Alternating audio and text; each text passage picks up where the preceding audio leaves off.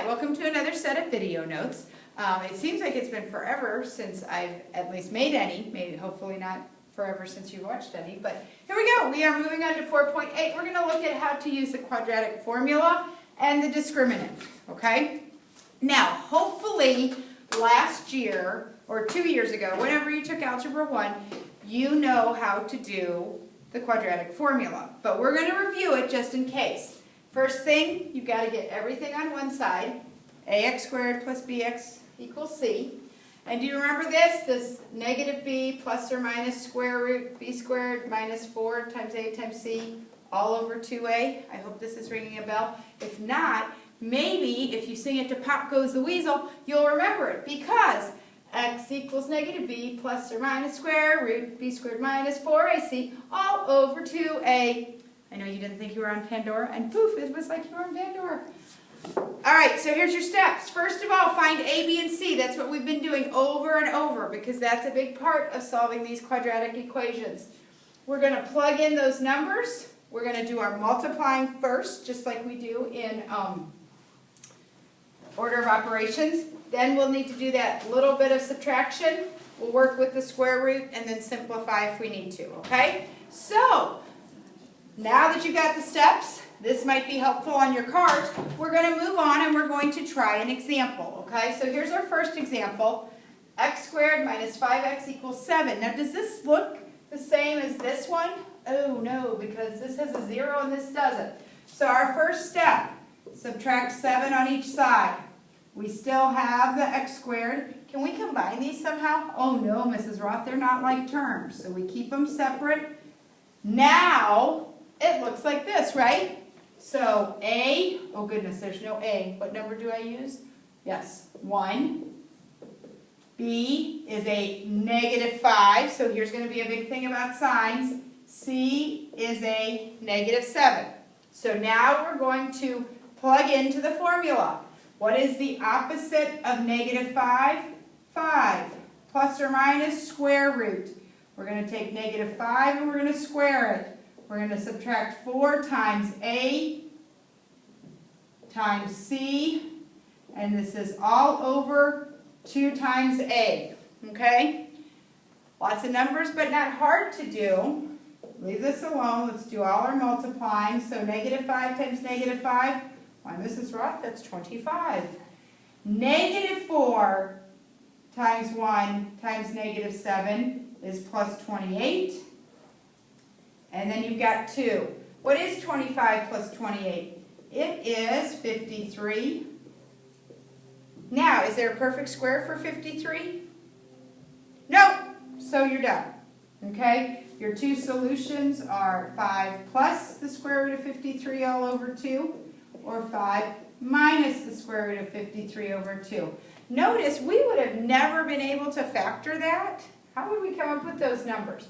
So the great thing about this is the quadratic formula works no matter what, okay? Let's try another one. Let's come over to this one. Now this one, suddenly we have bigger numbers, but you'll be okay. Are you coming? Did I leave you behind? No, never.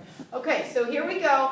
Now we got a lot of junk going on. We don't even have anything looking close to 0.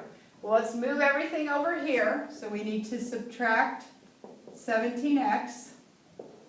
And we're left with 16x squared. Oh, what you do to one side, you do to the other side, right? So what is negative 23 minus 17? Well, that is negative 40x. And we still have it set equal to negative 25. Okay, so let's move that over. And we're going to add it. Remember, you always do the opposite to move it over.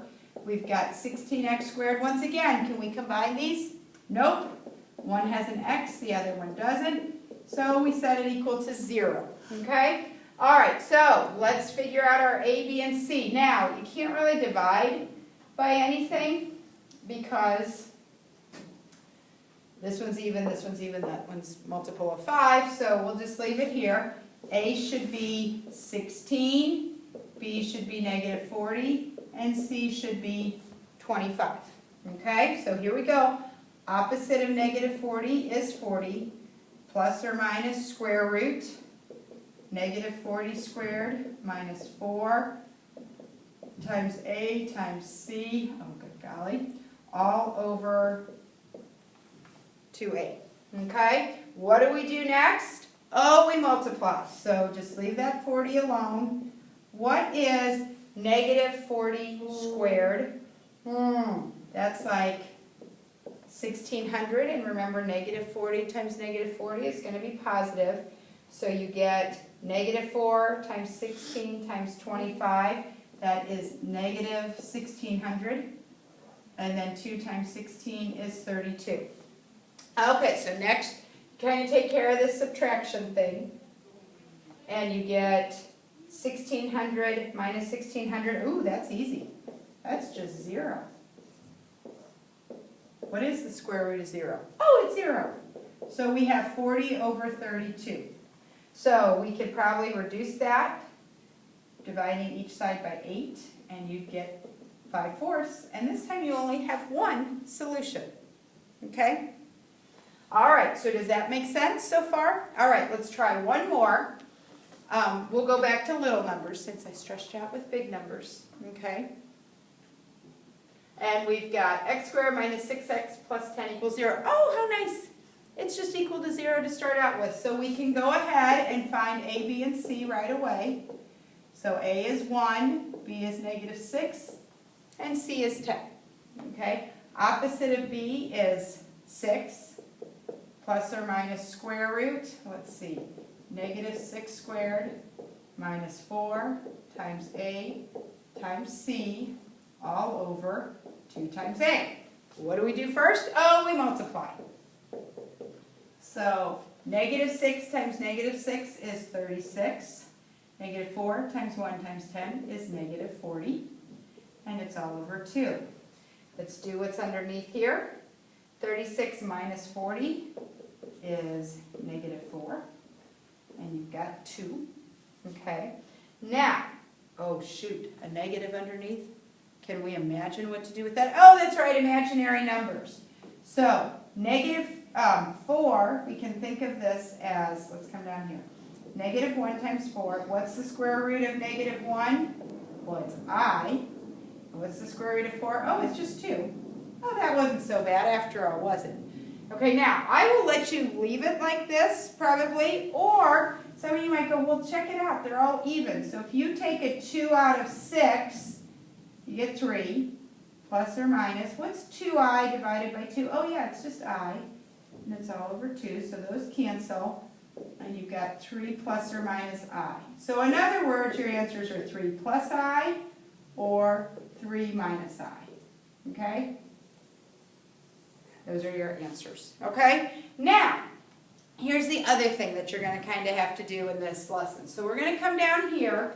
This might be something more, I'm moving on you. This might be something more helpful for your notes, for your study card, okay? That you can just look at the discriminant, which is the b squared minus 4ac part. And if you figure out that number, you automatically know how many solutions you're going to get. And then for your graph, you can figure that out. So like in our first example, look back up in your notes. We're going to practice this. Go back up in your notes. In our first example, how many solutions did we have? 2. 2 is a popular number in here. 2. Oh, yeah, and look, what was the discriminant? 53? Yeah, that's greater than 0. There were 2 solutions, so the parabola is going to cross the axis twice, the x-axis twice. Look at the second example. What happened to our discriminant? Oh, it was 0. So there was only one solution, which is what we had. And that means it's only going to cross the x-axis once. In other words, the vertex is on the x-axis. Last one. Last example, we had a negative 4. So that means it's less than 0. There are no real solutions.